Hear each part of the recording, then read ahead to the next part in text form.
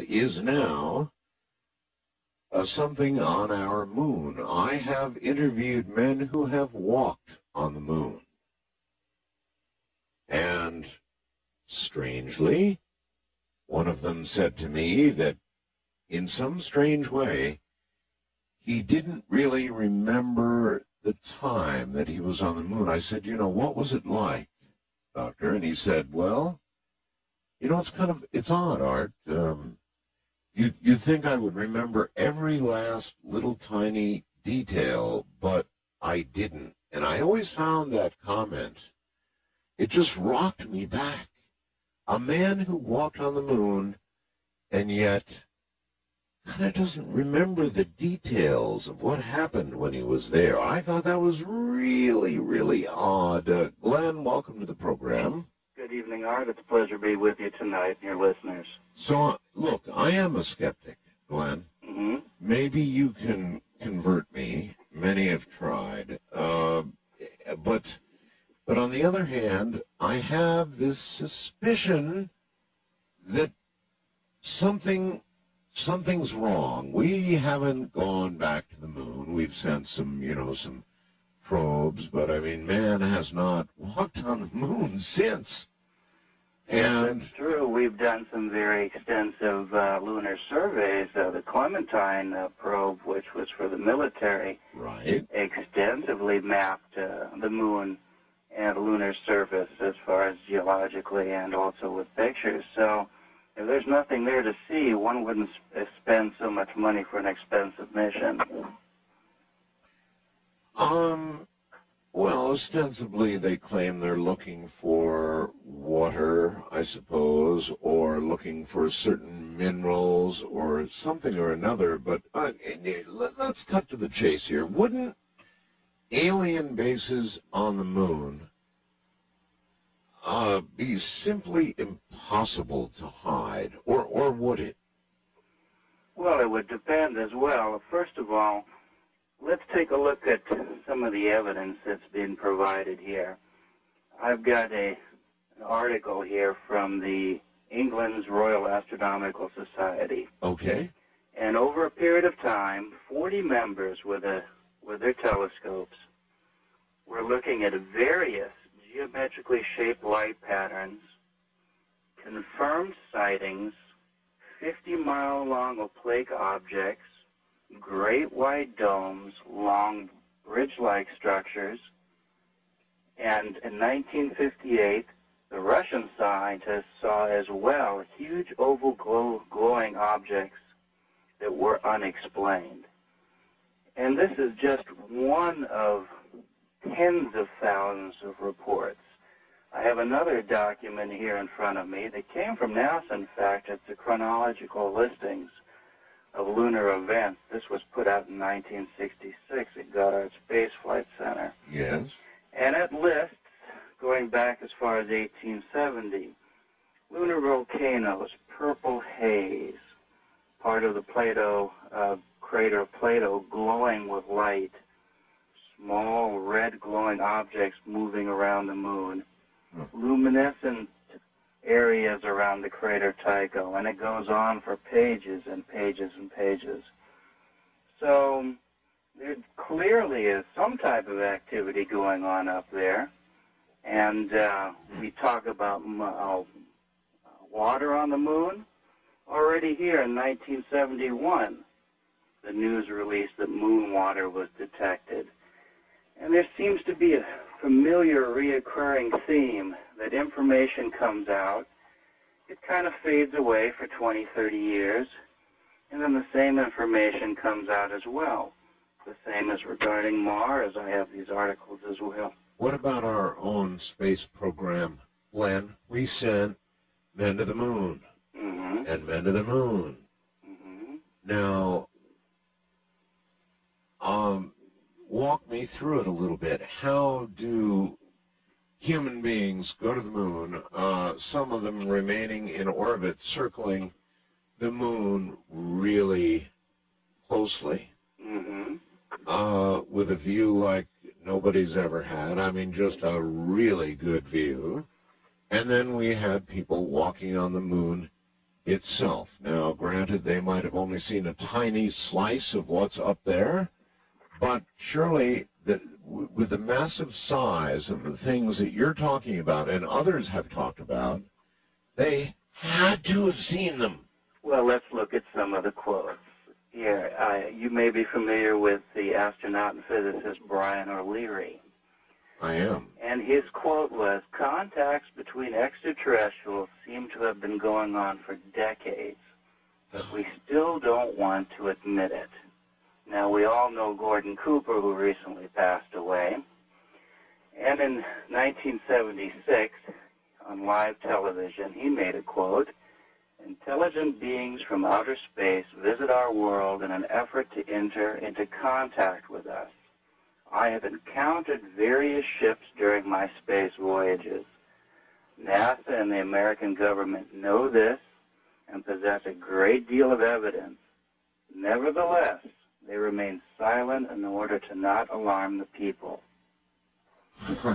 Now, there's another gentleman here by the name of Maurice Chatelain. He holds 11 patents for the telecommunications of the development for the Apollo system. Now, this man who sits in Mission Control Center has written a book, Our Ancestors Came from Outer Space. And he categorically lists that it seems that all Apollo and Gemini flights were followed both at a distance and sometimes also quite closely by space vehicles of extraterrestrial origin, flying saucers or UFOs. This is a direct quote from his book. So some have talked, some have not. There's a great deal of pressure, and there's a great deal of oversight in this particular subject, and absolutely when it has to do with our ranking officials and officers that are going into space. And we all know that there are certain papers one has to sign. So okay, but you know, a lot of these were generic comments, startling as they were. They were generic comments, and they weren't, hey, I was on the moon, and I'm going to break by silence, and I'm going to tell you exactly what I saw. It wasn't that. It was sort of a general belief in extraterrestrial life. Now, do you expect that before they die, one of our astronauts may do something like that? It may happen. Everybody has families and children and grandchildren. Yes. And they have to weigh the consequences and the potential problems that may occur by divulging such type of information. Also, you find that the general public is often not very sympathetic or very supportive.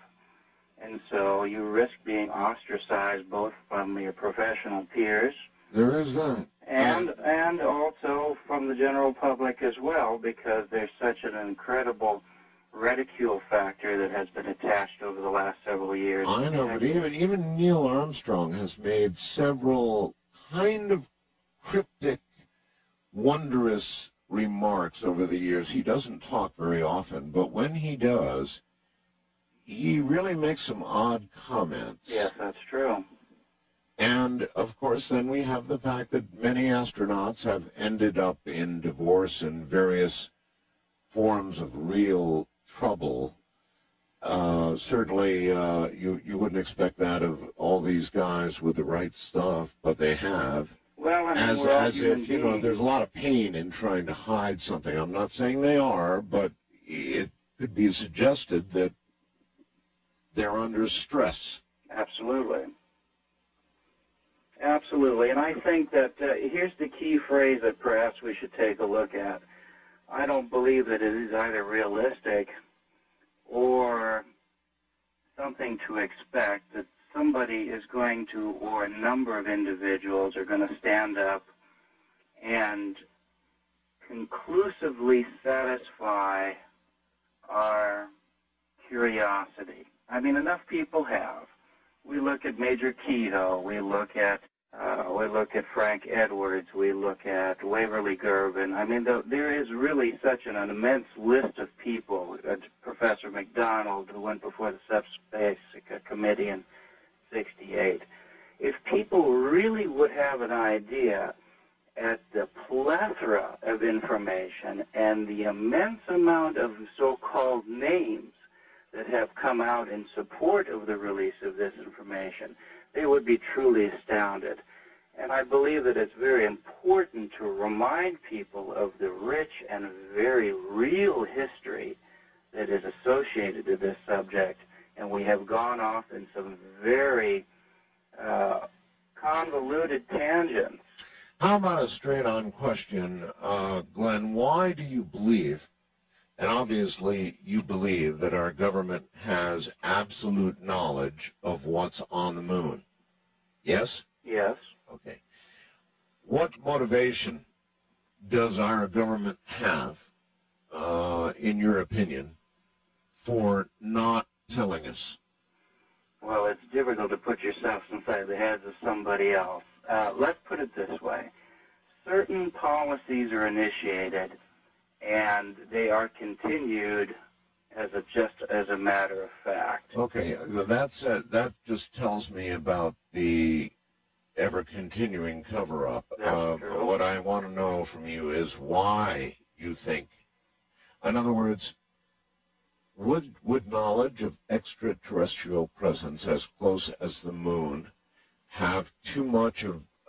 be too much of a social disruption? Would it disrupt our churches, our faith, our very basis for everyday living? Is that it? Well, it would be if we wanted to remain closed-minded. It depends on the type of expression that we wanted to foster as far as ourselves as individuals, as a people. I don't believe it would necessarily have to do that, but it depends on how closely we wanted to hold on to old beliefs. Remember, they burned Bruno at the stake for his beliefs. We believe the earth was flat for a long time. We have come up with some peculiar habits and some peculiar ways of persecuting those who come to enlighten us a little bit, and it's not necessarily a very pleasant deal. Yes, that, well, of course, brings up another topic, and that is whether you think that this extraterrestrial presence is benign, or you think there's a really good chance that it is very ominous and very evil by our standards? From the information that I have been able to be exposed to, and I look at this from several different angles. Historically, when we look at the type of contacts that were reported in historical records, whether we go back into the Middle Ages, back into biblical times, or as far back as the early 1950s, we're looking at the type of interactions where it's reported there is a non-hostile, beneficial interaction, provided, of course, that we wish it as well. So in other words, nobody is taken against their will or done terrible things to. And I find it very interesting, and so did Major Kehoe in his book Aliens from Space, that in 1961 the whole direction of this very real subject went off to the scare tactic, and I believe there are specific reasons for that, and I believe to a great extent that is generated here. So then you're telling me the negative stories, and I've heard many of them, I've interviewed people, the negative abduction stories you don't buy. Let's say that I look at them with the same critical and skeptical eye that you have. Fair enough, I guess. I'm not saying that, let's put it this way. We experiment with all types of different research and development equipment here. We ultra-high frequency, low frequency, microwaves, The list can go on. And a lot of these have psychological repercussions. Richard C. Hoagland Mm-hmm. made some